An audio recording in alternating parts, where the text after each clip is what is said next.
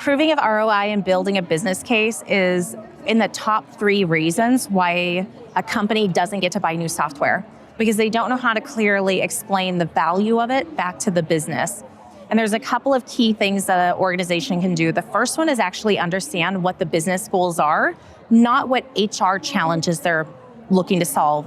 And so if you have a leader that is talking about they have retention issues, or they have a lot of people that are trying to transfer out of the department, we might be needing to look at software that is related to recognition and engagement and manager enablement and learning. And so sometimes what we have to do as HR leaders is translate what the business is saying they need into kind of HR tech speak about what type of solution we're looking for.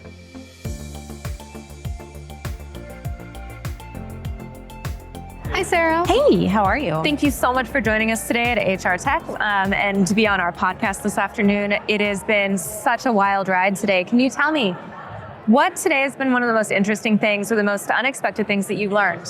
Yeah, I think one of the things, we meet with a ton of the different technologies and a number of the practitioners as we are here.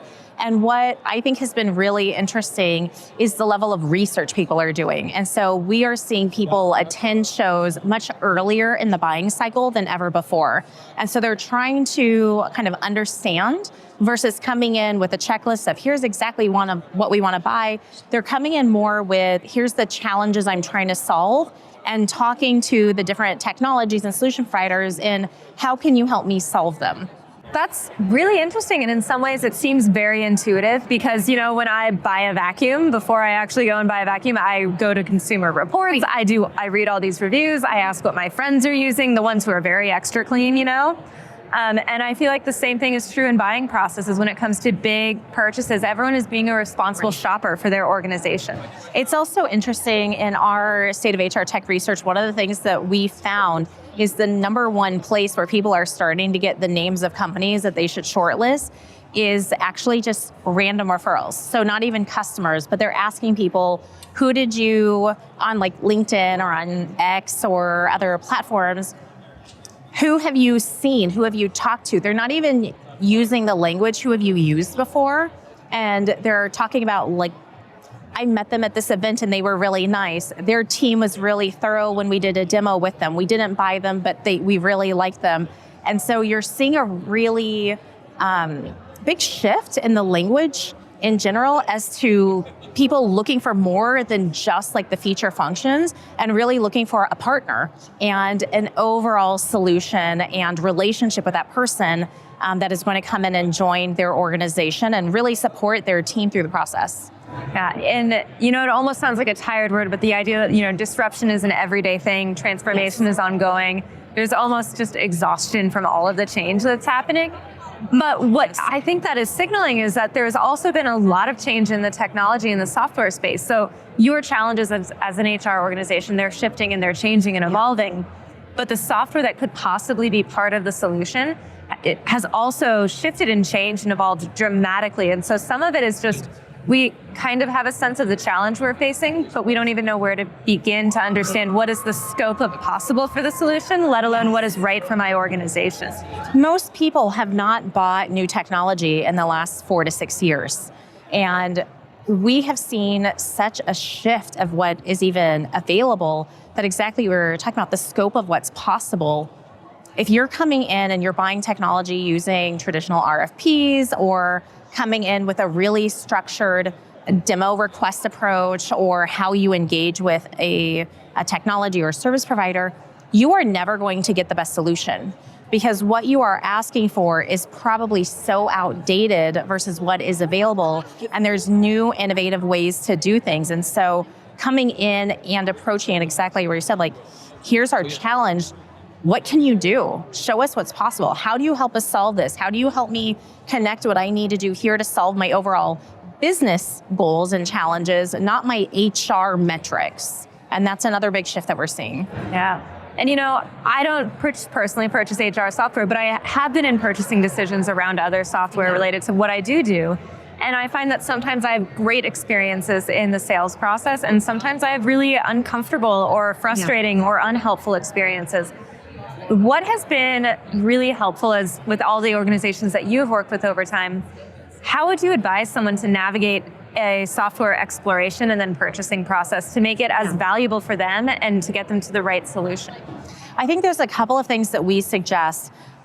People have to advocate for themselves a little bit also. And so if you come in and you've done a little bit of research, and most people at this point start researching the options months ahead of the actual purchase, and sometimes even before they even reach out to do the first demo. They're starting to get feelers out. They're starting to look at people's content and their social media and their website and get an understanding of the different brands and what they stand for and how they approach different parts of the HR process. When you move into the actual demo and engaging with a salesperson, if you don't feel there's a good connection with that individual person, ask for a new one. And so many people are afraid to do that. And so they walk away from a company that probably would have been a good fit because the salesperson wasn't a good fit. And so we really tell a lot of our practitioners that we work with that to give it one more try, right? If the product and everything seems interesting, see if you can get a salesperson that does have more of a heart of a teacher and is going to educate you and to show you what's possible versus just wanting to show like, here's our product and here's our features and going through there so that you feel really enabled to be able to go in and explain to your business, right? Your business leaders and your executive leaders, here's what this does, here's how it impacts the rest of everything else, and really help you start creating that business case and the ROI back to your own organization. That is really interesting. And I'm going to dive a little bit more into the nuts and bolts of the weeds, but like, what does that email look like to the sales rep when you're saying, hey, I'm really interested in your product. Can I work with someone else? Like, what would you actually say? How do you frame that? Yeah, I think there's a little bit, people are afraid to be like a Karen.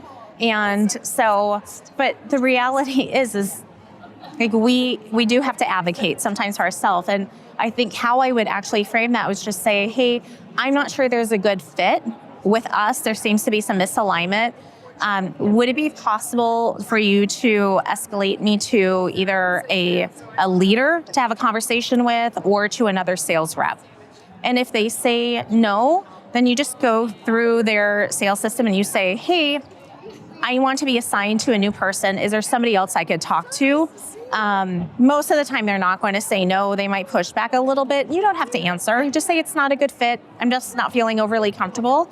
But get to somebody else. And if you have the same experience with the second person, then that's a really good insight into the culture of an organization. And you probably aren't a good fit with them on a much broader, because that is going to be your experience with customer success and everything else that goes on to the more important part of the relationship, which is post-sale. Yeah. And that's incredibly true, because you're not just choosing a software and not interacting with anyone again. You go through implementation, you go through customer success, you go through adoption questions. It is a long relationship with any software that you adopt and you use. So that is really important. And reflecting back on the fact that like you could have a sales rep that just doesn't have the same communication style as you, or you could have someone who is shifting over and learning and is maybe not as read up on your industry or your organization's size or structures challenges, and there could be someone else that's a better fit. But if you're seeing a pattern, then that is giving you a strong signal about what that company, how that company operates and what they're prioritizing too. And we've worked with a CHRO who had gone through some personal situations and felt more comfortable with the female sales rep, because they were going to have this person come on site. They were going to be going out to a dinner with them. They were going to go through a lot of the process. And they simply just said, you know, I would feel more comfortable in this environment. Is that okay? And the company that they were working with was like, absolutely. They were very understanding and didn't push back or pressure or any of those type of things, which for them became a buy signal before they ever even saw the product. They said, this is a company that's going to respect our needs with where we are at now, without judging us or making us feel bad about where that is. And they have now been with that vendor for a while. But it has continued when they've had questions about product or they've requested new innovation or made suggestions. They've always felt heard and valued. And they have shared the story going back to that initial request before they had talked to anybody at all. And so we really now, that was the first conversation that got me thinking about we need to be better advocates for ourselves and our own needs as buyers. And that's so interesting because we talk about wanting to empower employees to be better advocates of themselves in the workplace, and we want them to be able to talk to their HR VP. They want to be able to talk to someone, within the team or their manager to make sure they have the benefits and the accommodations and the support that they need to thrive.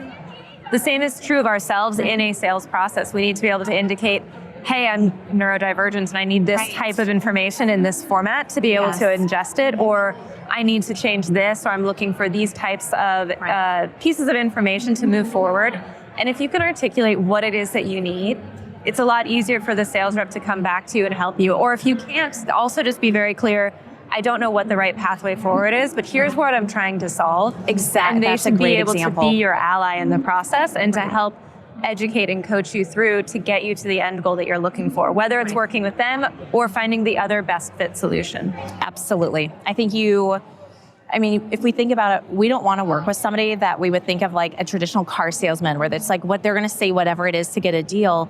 You want to be partnered with an organization that hears you and you can be very honest and direct with about whatever the situation. Yeah, and that is something that is really important is, keep an eye out for someone who is trying to fit their product to fit any one of your problems, whatever it is, versus the folks who are saying, hey, here's the part of your challenge that we solve really well.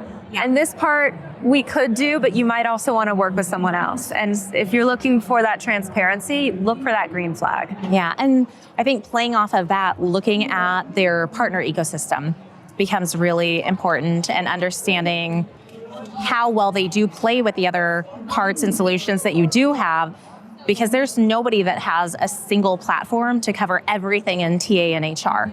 And there's not a single company out there over 10 employees that is going to have one platform and never use anything else. So making sure everything can work together and play nicely together is also very important in that process. So are RFPs still a thing? Are they a best way to purchase, or are they a thing of the past and are actually becoming a barrier in people's review and purchasing decisions?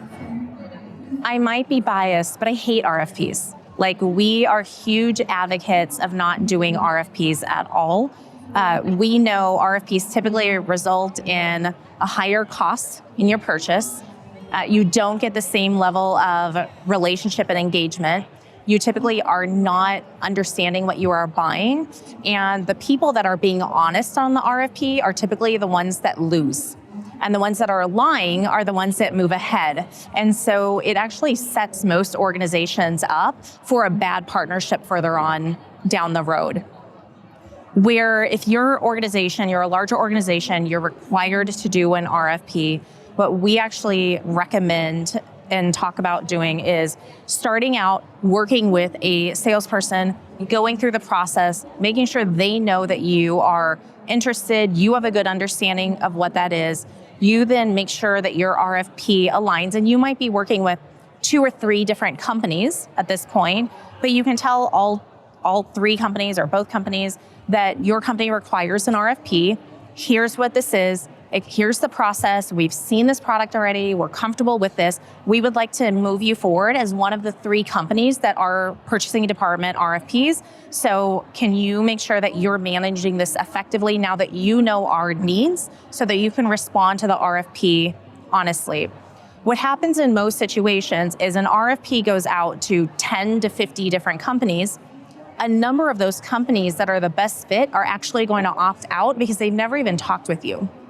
And then beyond that, it's going to go to an RFP team because no sales rep is flagged to watch it, and you're going to get the very minimal responses that don't even always respond to what you are doing. And then they're going to do pricing in, but the pricing, again, is not actually based on reality because you don't really know the proper scope of what you are trying to do. And so the entire process as it sits traditionally sets somebody up for failure, but a modified RFP version is absolutely the way to go. I love how you walked us through what are the pitfalls of traditional RFPs, but if you do have to do one, or if that is the way that you want to move forward to document your purchasing process, how do you set yourself up for success within that model, and how can you create a more modern approach? That's really important. We actually have a report on our website. It's totally free about buying HR technology, and it walks through more details about the RFP process and this modified RFP approach if you have to do this, and some of the other steps of things to do during the demo process of what to ask for, how to kind of partner with the vendor a little bit better. And so that is also available on our site. And so, all right, let's back up. We've got an organization who they've already figured out the challenge that they're trying to solve or the goal that they're trying to get to. They've done some shopping. They've found 1 to 3 or 4 vendors that they think could be really viable options. And now they've narrowed it down. When it comes time to building a business case, that's starting to build the connection between what is it that HR is trying to solve for, and then how do I get my organization on board, not just with the budget line expenses, but also with the change involved. So how does that work? Because that is the other really big challenge once you've found a software. How do you get the buy-in to then go through implementation in a way that successfully drives adoption? Yeah. The proving of ROI and building a business case is in the top 3 reasons why a company doesn't get to buy new software, because they don't know how to clearly explain the value of it back to the business. And there's a couple of key things that an organization can do. The first one is actually understand what the business goals are, not what HR challenges they're looking to solve. And so if you have a leader that is talking about they have retention issues, or they have a lot of people that are trying to transfer out of the department, we might be needing to look at software that is related to recognition and engagement and manager enablement and learning. And so sometimes what we have to do as HR leaders is translate what the business is saying they need into kind of HR tech speak about what type of solution we're looking for. But when we go back into talking about the business, the conversation is we need to solve this retention issue, which is what the leadership, the management cares about. And in order to do that, here's some of the solutions I found that we are lacking and how they impact the retention or the employee engagement. And here's how retention and absenteeism and employee engagement actually impact our customer satisfaction scores. Here's how they impact absenteeism. Here's how they impact the cost to hire new people and turnover. And so you bring it back into, for finance, you want to have, here's all the cost savings that people care about. For the management and for, hiring managers and line managers, you're probably going to want to talk about what that means directly for their team. And so it comes back to a lot of how do I explain, not like here's an ROI calculator with, a number, but how do I tell a story about what this can do to impact those people individually? Their roles, how is it going to make their life easier? How is it going to simplify things for the team? How is it going to impact retention? How are we going to save money? And looking at it very holistically for what the business actually cares about. That makes a lot of sense. And it almost sounds like building a business case is really becoming an expert in translation. Yes. So doing initial research and understanding, here's what sales is struggling with, here's what customer success is struggling with, here's what finance or in other internal operations teams are struggling with. What does that mean in the HR tech world and in the HR strategy and process world? Yeah. What are the things we want to put in place? But then remembering to translate it back out from that back into those pain points that your stakeholders have. And I think the other thing that people forget to do is to talk to the technologies that you're talking to. Talk to your existing technologies. Talk to the ones that you are looking to buy. Ask them what else has been going on in other companies you work with. Talk to your salesperson. Ask them to talk to the customer success reps and the team. Ask for case studies. Like, how is this impacting other organizations? They have seen probably your challenge. I know everybody's a special snowflake, but your challenge has been very similar, at least at similar type of companies. And they see a lot and they talk to a number of different organizations on a regular basis. And it is such a underappreciated area of advice and research. Some of the smartest people I know in the HR tech industry, and I've been in this industry for 24 years, some of the smartest people I know are in the sales area. And it's because they talk to so many different companies and have taken the time to learn the needs and the challenges, you can have those people be amazing advocates for you, and even in a lot of cases, help you build out a business case that has worked for other people. Because they want to sell you the stuff. They're going to help you do this. They don't just want to sell it to you. They want you to be successful on it because they want you to stay and they want you to be a story that then they get to tell 100%. Yes. Yeah. But it is one of those things of finding who is it who can give me good advice. Right. And then doing a little bit of your own due diligence and homework as well. So don't just listen to the stories, do some back channeling. When you're looking at vetting a vendor, you're getting into those final stages, what are the most valuable ways or the most valuable locations to go and get references or understand, is what I'm experiencing on the sales side of partnership going to translate over to the implementation and the adoption and the long-term relationship that we're going to have? We actually have found that the references are not overly useful because they're typically going to always pick out the very best people. And the people that are going to complain about stuff online are often the worst case scenarios. So you're saying Reddit's not going to work, neither are the case studies on the website? I mean, the case studies are good for giving you examples of how the technology can be used, what is the impact other people have had with it. But when we're getting into what that relationship and that experience is going to look like for you, the best thing I think you can do is actually ask, can we talk to who does your implementations? Can we see who we are going to be assigned? How is your customer success program set up? What are the steps from the day I sign until the day I go live? Can you give me a walkthrough of what that looks like? From the day we go live through the first 12 months, what does that look like? How does our training look? How does this relationship look moving forward? What if I have questions? What if I need to make changes? What is my volume of time investment? How many people on my team need to be involved? 100%. How long does this process normally take at other organizations in my size or industry, given whatever requirements or security requirements might be in place? Yeah. I think what people oftentimes will default to is they'll say, okay, well, I'm an automotive company. And so if they're an automotive company, whatever they did is going to be exactly the same for us. But if you are a Ford and a Tesla, you are probably set up very different as automotive companies. And so the same technology doesn't always make sense. Your leadership structure, the way you engage and hire your employees, the culture you have can all impact what technology, the maturity of your processes. I mean, that I think is one of the biggest factors that gets misunderstood and talked about. A lot of the issues with technology comes to bad implementations, and sometimes that is because as HR leaders, we don't modernize our process and we try to take an outdated process and put it into a technical solution. That is really powerful. Now, a lot of the insights that you're sharing with us today are coming from a survey that you run pretty frequently. The next one is coming up in November. I'm curious, do you have any specific themes in what you're going to be looking for and asking for this year? So we really focus. So we do the State of HR Tech. Thank you for bringing it up. We run this annually. I have been doing this for over 15 years now. It used to be called Insights at Work. And what we're really looking to do is give practitioners a voice.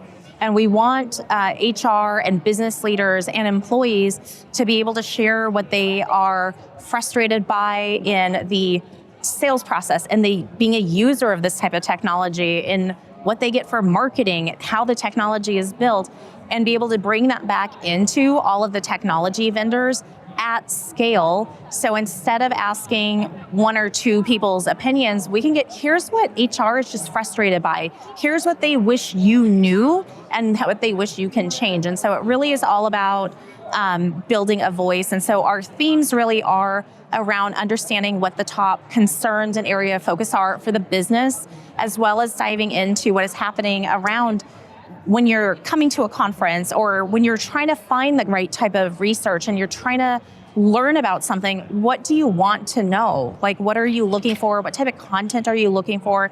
What would be helpful from that salesperson? And then we look at a number of different technology categories about what do you actually need to learn about? What areas should we focus more content and research on? And then we ask as an employee kind of some feedback. It sounds like a lot of stuff. There's about 14 different paths depending on somebody's role, and it takes less than 10 minutes. And so it's a really easy way, and it impacts so much of the technology that our employees, and as HR leaders, we are using on a day-to-day basis. I'm curious, you have been running this for over a decade, 15 Yes. years, I think you said. How have you impacted the market? How have you been able to change the way that HR vendors are, supporting HR leaders as someone who's advocating for your HR leaders and practitioners? So I actually started as a practitioner, and my first company that I started was all around product selection, evaluation, and implementation. And it was in that area that I realized we had a lot of issues, and a lot of companies had a really hard time understanding what that was going to be.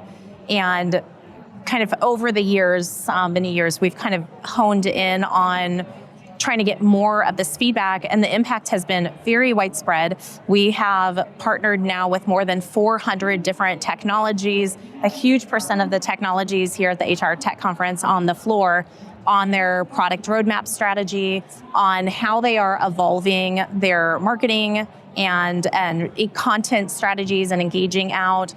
We've trained hundreds or thousands of salespeople at this point to better understand what HR needs, expects, and wants from them, and helping them understand what HR and talent does on a day-to-day basis.